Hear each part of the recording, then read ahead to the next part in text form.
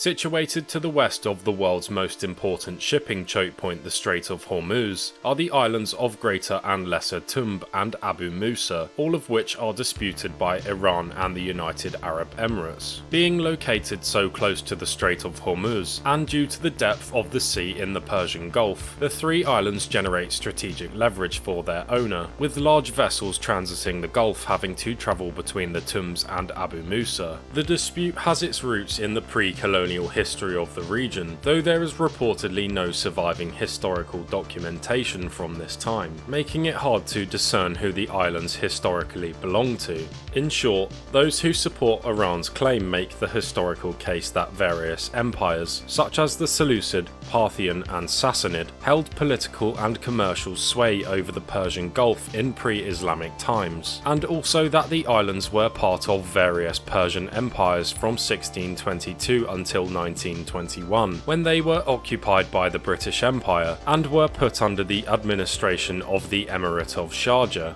On the other hand, advocates for the UAE's claim make the historical case that the islands were under strong Arab influence following the rise of Islam in the region, and were held by various Arab entities that dominated the area, such as the kingdoms of Hormuz. Regardless of the historical complexities of the dispute, the modern-day situation dates back to 1971 and the withdrawal of British troops from the Trucial states, many of which would come to comprise the modern-day UAE. In 1968, and in line with its withdrawal east of Suez, Britain would announce its departure from the Gulf on the expiry of the Protectorate treaties with the Trucial states on the 1st of December 1971, leaving the newly formed United Arab Emirates as an independent state. Sensing opportunity in the uncertain period of transition due to the British withdrawal, Iran would quickly look to take advantage. On the 29th of November 1971, just 2 days before the establishment of the UAE, Iran and the Sheikhdom of Sharjah would sign a Memorandum of Understanding regarding the island of Abu Musa, a treaty that is widely thought Sharjah was forced to sign due to its weaker position, and due to the potential complete loss of the island to Iran. This Memorandum of Understanding, or MOU, would address many aspects of the island's administration, see half of the oil revenue generated in the surrounding area split between the two parties, and, most importantly, also see the deployment of Iranian troops on the island into areas where Iran would have jurisdiction, mainly on the north of the island. On the same day the MOU was signed, Iranian forces would also land on the islands of Greater and Lesser Tunb, two islands not subject to the MOU between Iran and the Emirate of Sharjah, and in fact ruled by the neighbouring Emirate of Ras Al Khaimah.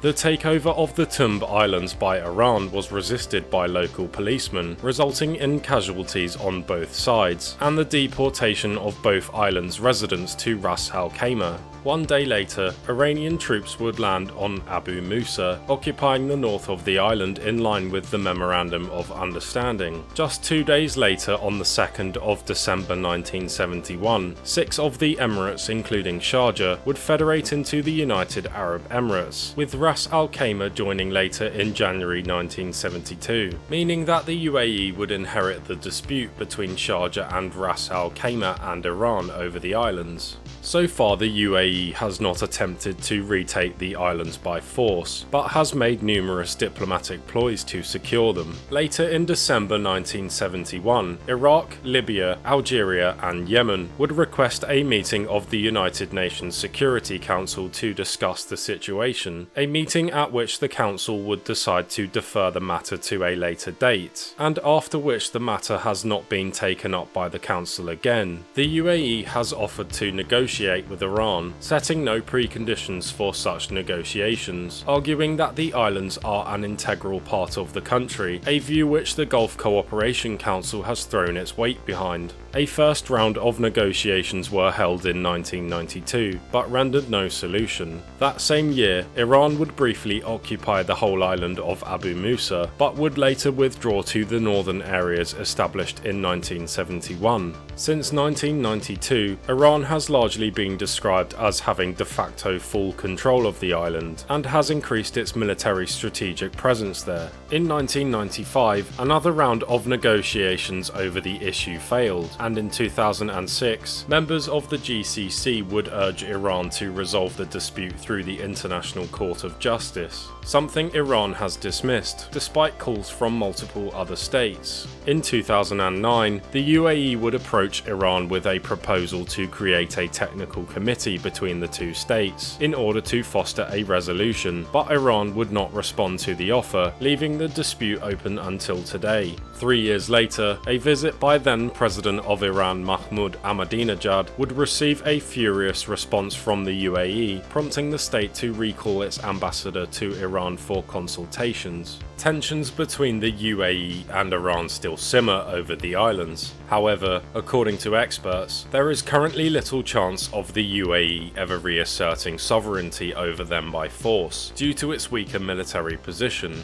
However, the UAE has become more assertive in its foreign policy in recent years, being part of the coalition to counter Iranian-backed Houthi rebels in Yemen, and pursuing and building military and economic infrastructure in countries such as Eritrea, Djibouti, and parts of Somalia where the control of the central government is absent or dubious. The country has also not shied away from the use of non-state irregular forces, and has unofficially and allegedly seized territory in strategic locations, namely the Yemeni islands of Socotra and Perim. Again, though unlikely, the UAE's recent increase in kinetic and geopolitical power increases the likelihood that it could attempt to retake the islands. However, it is important to emphasize the chances of this are small. Looking forward, the future of the dispute remains uncertain, and most likely, the islands will remain under Iranian control, barring an unprecedented shift in the geopolitical dynamic of the wider region, or a major diplomatic breakthrough between the two states.